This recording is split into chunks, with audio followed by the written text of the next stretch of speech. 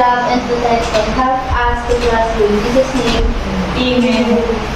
Muli, magandang umaga, class. Magandang umaga, guro. Bago kayo po maaaring makipulot ang kalat sa inyong mga upuan, at maaari na kayo umupo. thank you, ma'am. Ngayon naman ay tayo ay magbabalik-aral sa pamamagitan ng ugnayang tanong at sagot. Maaari mo basahin ang panuto, Lauren? Ang mag-aaral ay tatawagin sa pamamagitan ng spin the wheel. Sa bahagi nito, ang mga mag-aaral ay tatawagin ng parando upang sa ganun ay may iwasan ang pagkakaroon ng bias sa klase. Kung sino ang matapatan ng araw na ito ay pupunta sa harapan at tutulog sa pambulog na naglalaman ng makatagpungan ng hinta ng gulo. Nasa halip ang presyo ng sasabihin sa akin ay huhu. Naunawaan ba, class? Yes, ma'am. Abang April, Antonio Christine Joy, May ma'am. Budet Lauren, Dumo Leslie, Picasa Sheila May, at Karen May Ignilaw.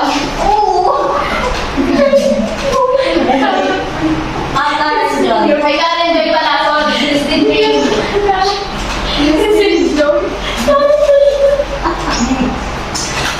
May class. Maganda din dun. Sorry po. Pamaganda mo siya. Sino gusto mag-spin ng wheel natin? Ano ma'am?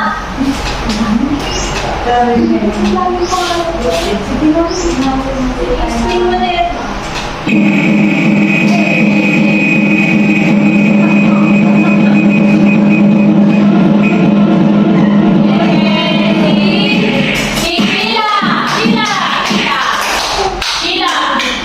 Maaari ka nang pumunta dito sa harapan at bubunot sa aking mahiwagang sagot.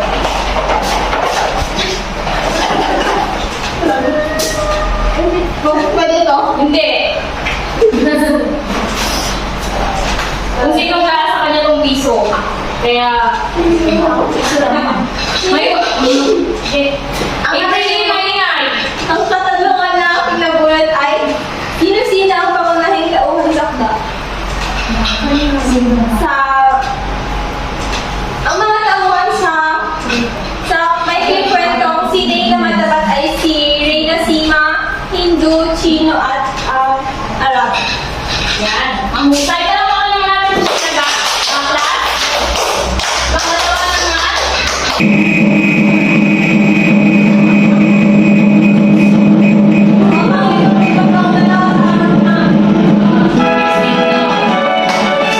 Ang aral ang mapupulot sa ating lalaki ng nakaraan. Ang pagiging matapat ma, pagiging mabait. Yan. Mahusay ka lang baka natin si Christine. Yan. Bago tayo magsimula sa ating panibagong talakayan ay may inihanda akong gawain. Ang ganda mo na.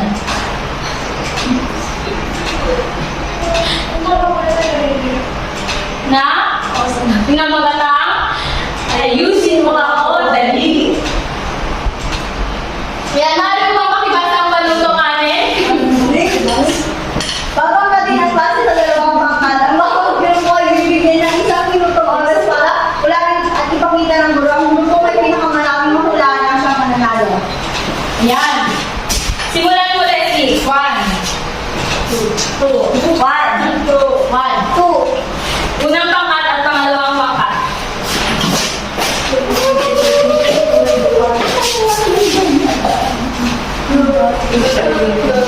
Ang unang sasagot ay ang unang pangkat bago ang pangalawang pangkat. May isang minuto lang kayong sasagot. Okay, ma'am. Ma'am! Ano yung tayo? Wait lang, class.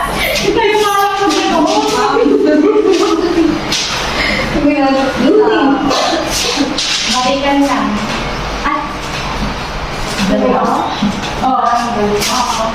Balik. Lalaki. Yan. Tignan natin kung tama. Balaki. Balaki. Balaki. Balaki. Yan. Tama. Pangalawa. Bergania. May pabilisan ba yan? Pabilisan. Bilisan mo naman. Ma'am, wala sa TV. Wait na po sa TV. Wala po na. Uy, naibig pa sa TV. Ay, Okay na. hindi na. Next is that. Buka ha. Buk na. Ito na yan. Ano po? Singapore. Tatlong prinsipe. Yan. Inside. Hari Fernando. Ayan. Nakuha nyo lahat. At pangalawang grupo naman ay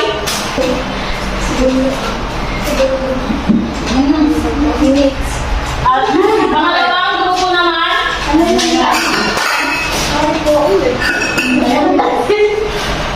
Malaki.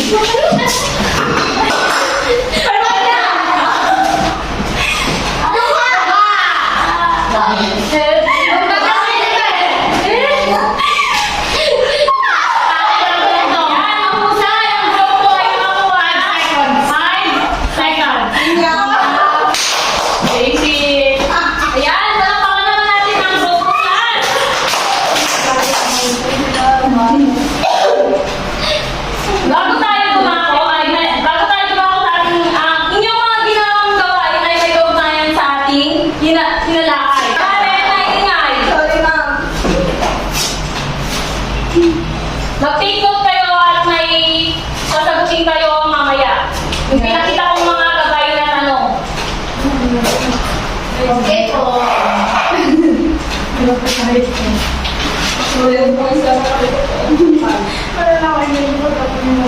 Halika at samahan mo akong basahin ang ikapito hanggang ikadalawang siyam na tatlo ng Libong Kadana na may pamagat na si Haring Fernando at ang tatlong binsipe.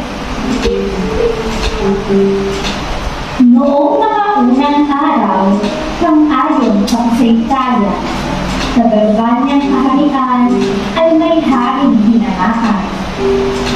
Sa kanyang pamamahala, kahari ay nanadana, mag-iuma ng dukha, tanggap na wastong kaya. Bawat utos at balakin, kaya lamang kairati, na tanggulit na pagwiling, na sa bayan ay magaling.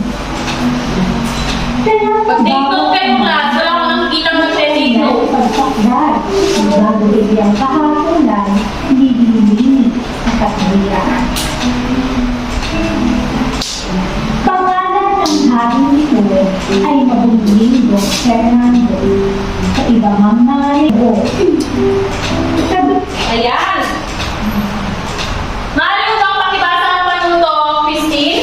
Ma'am, ang guro ay mamili kung saan niya gusto ibigay ang sobre na naglalaman ng mga katanungan at kung ano ang nakasulat sa papel. Halimbawa, siya ay maasahan sa anumang bagay at ipapasa na naman ito sa estudyante lagi na naaasahan. Pero bago niya sagutin ang tanong, dapat banggitin niya muna ang sagutin kung mabi.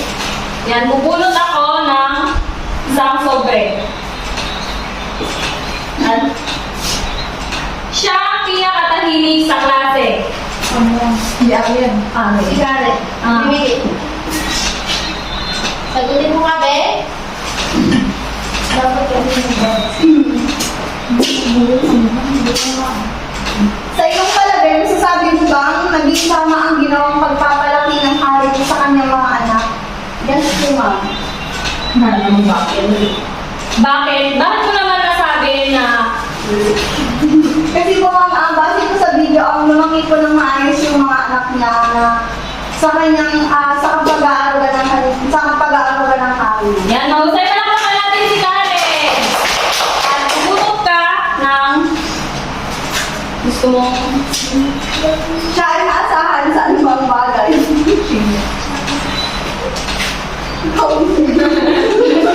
kaya mo yan. Let's begin. Paano magpalakad ng kanyang kaharian si Hari Fernando? Paano mo naman siya ilalarawan bilang isang ama? Siya ay matapang, mabait, at stricto. Siya din ay responsable ama. Yan, mahusay. Palakpakan natin si Leslie. Sumunod ka na, Leslie. Kung sino gusto mong pagbigyan ng sobre. Siya ang lagi nagpupugi sa klase. Sabi ko nga, Ben, ano ulit ka?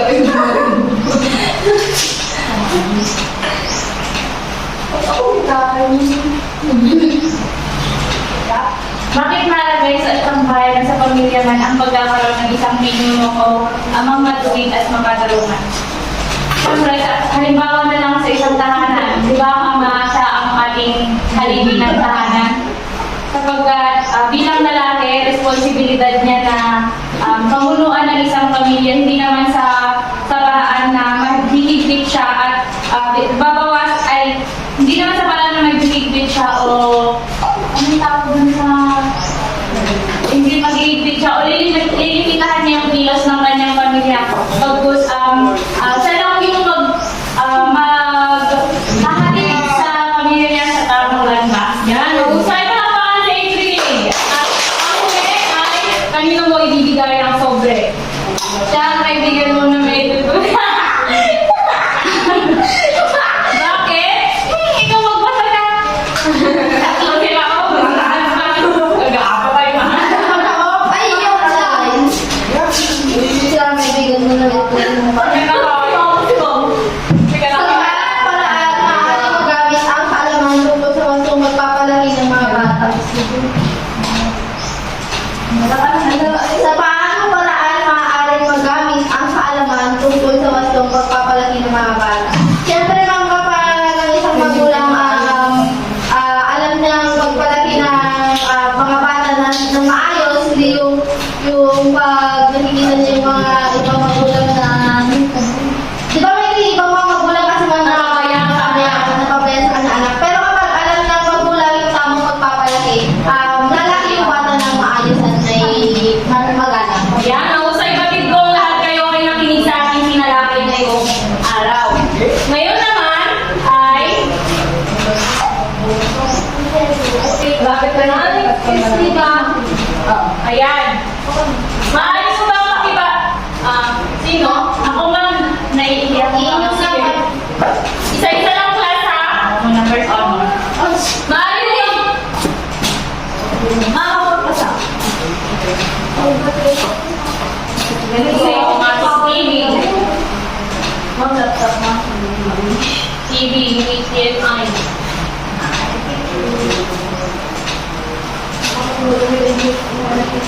Yan, lalo mo makibasa pa to, Leslie? Ang klase ay mahati sa dalawang grupo, inaasang makakabuo ng storyboard. Kaugnay ng mga pangyayari sa akda. Pagkatapos magkakaroon ng isang minuto ng group discussion kung saan ibabahagi nila ang kanilang mga sagot. Ito ang mechanics. Ang guro ay magbibigay ng katanungan gamit ang kaput. Kinakailangan makapasok muna ang mag-aaral gamit ang code na ibibigay ng guro. 3 minuto lang ang nakaraan.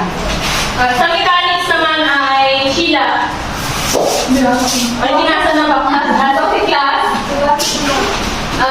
Yung dating grupo na lang upang mabilis tayo. Storyboard. Ito yung mga naman. Pagpapalaki sa anak. Pagkakasakit ng hari, paglalakbay. Dahil wala tayong load, dito na lang. Ilagay ko na lang sa TV. Pagpapalaki sa mga anak, pagkakasakit ng hari, paglalakbay ni Don Pedro, paglalakbay ni Don Diego, at paglalakbay ni Don Juan. Oo, dapat pagsunod-sunodin nyo yung andon. Ang una dapat yung pagpapalaki sa mga anak.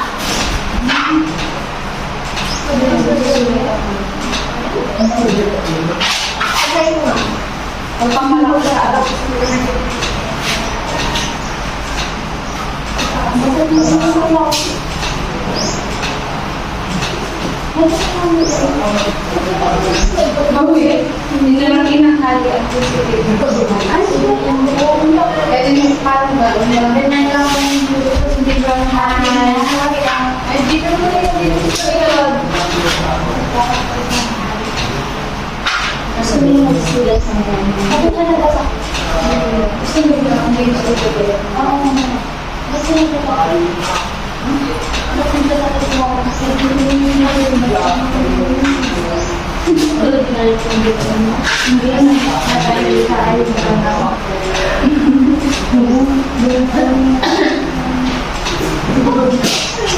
Walang kopyahan, class, ha?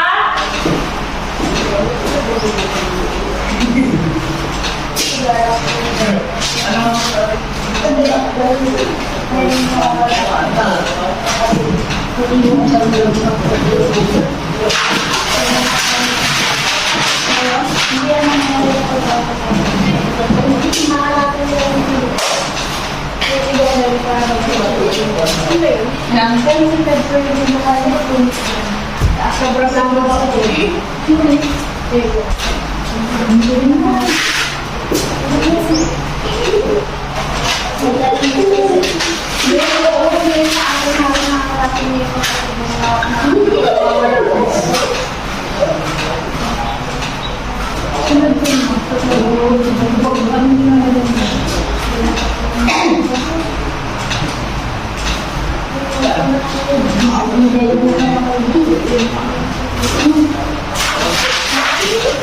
Nakakita ko.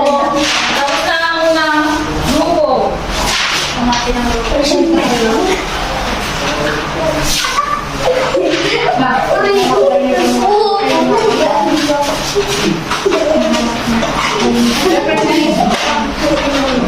May mag-represent sa Pamilya.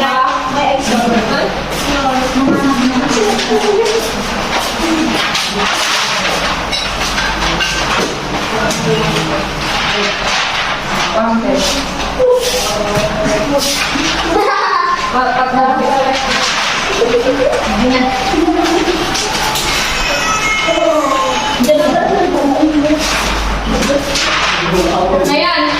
Mupo muna kayo at ating pakinggan ang unang pakat.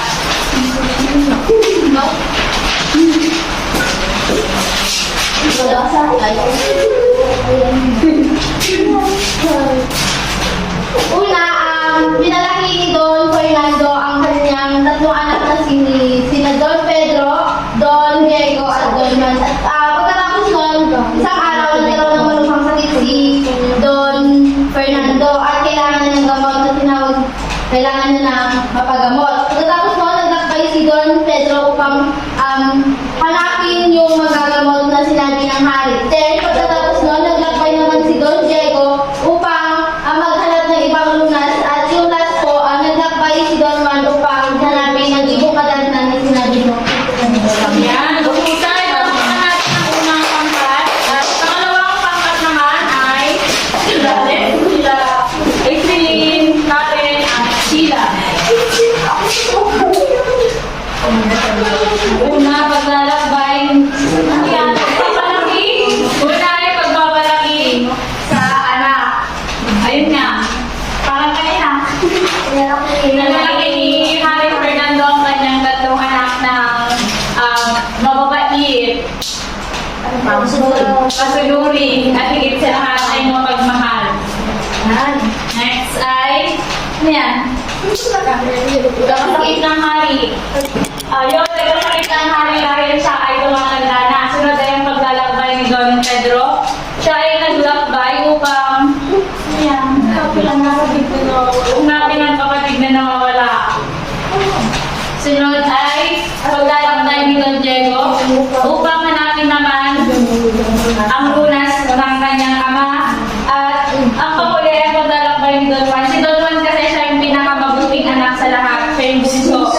Siya lang yung tanging nakakahanap ay sa ibong materna, siya lang din yung tanging nakapag-uwi. At siya lang din yung tanging nakapagpagamot sa kanyang ama. Dahil syempre bilang isang buting anak, alam ng ibong materna yun, siya lang yung nakahuli. Yes. Palakpakan natin ang pangalawang pangkat. Mag-enjoy ba ang lahat, class? Yes, ma'am! Gusto nyo ba ba, class? Yes, ma'am! Ngayon naman ay maaari mo bang makibasa ang pagtuto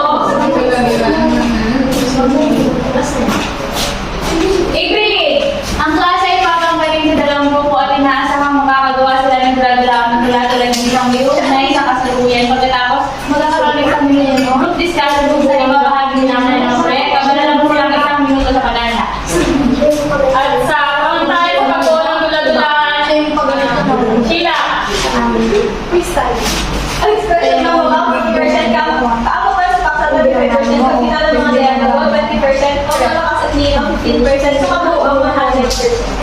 Yung dating grupo na lang ba?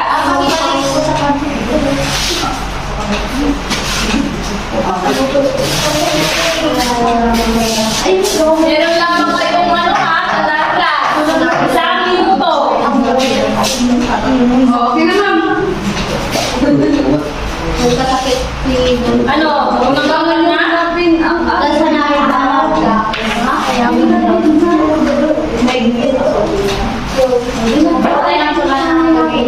Tapos kailangan na sila.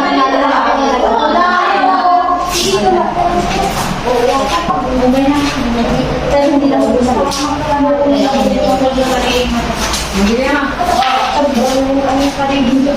Unang pangkat daw ang muna. Pagpisingla na sila. Yan.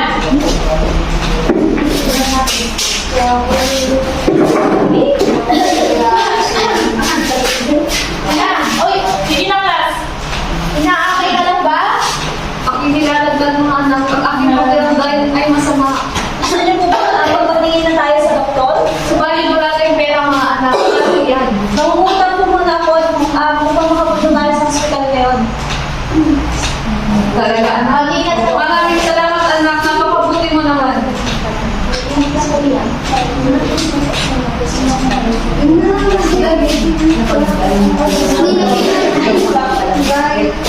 Galitas na ilang oras. Nay, ano ba yan? Bakit kayo ganun bang sakit? Hindi ko nga din maintindihan na dapat ako mamaranda. Kaya Yan, pala sige na.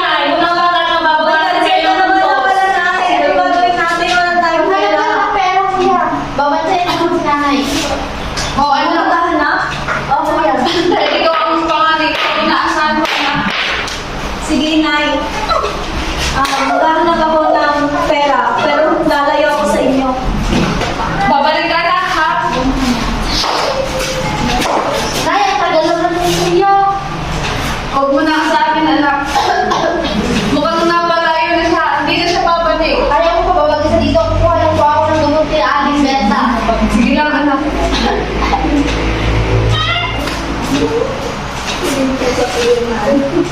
Ito na, Nay. Inom ka na po.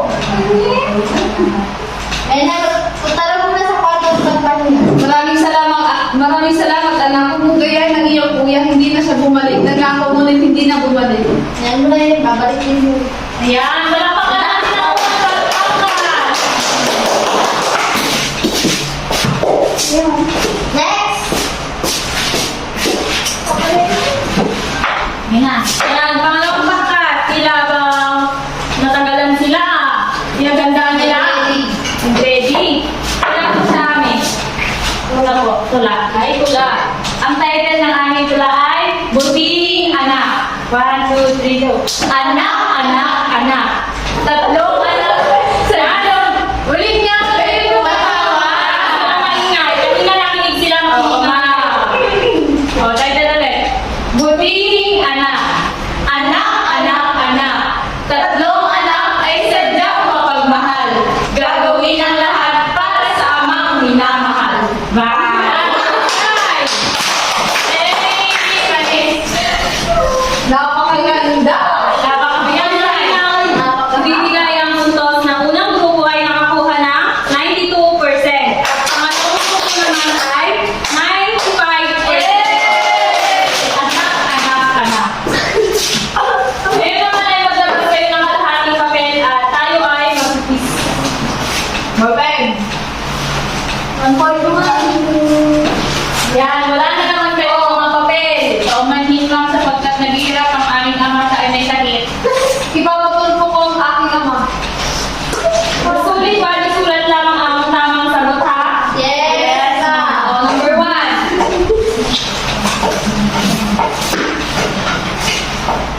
Ayos na class? Yes, Korean po. Next po.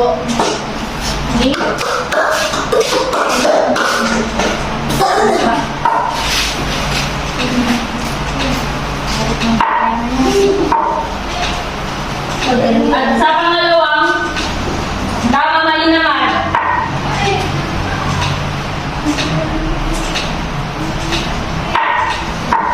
Yan. Pakipasa ang paharap ang papel. Hindi mo nakikinig. Nakikinig si Miss Lauren. Ang ginawa ko na, Bigyan mo din sa At sa inyong takdang aralin ay, maaari mo ang pakipasa ang palutong, Lauren. sumunod ang isang tekstong nagmumukha ng solusyon sa isang suliraning kalipunan na may kaugnayan sa kabataan na matatagpuan sa aktualidad. At, huwag na lang yan. Ganyan na lang. At, muli,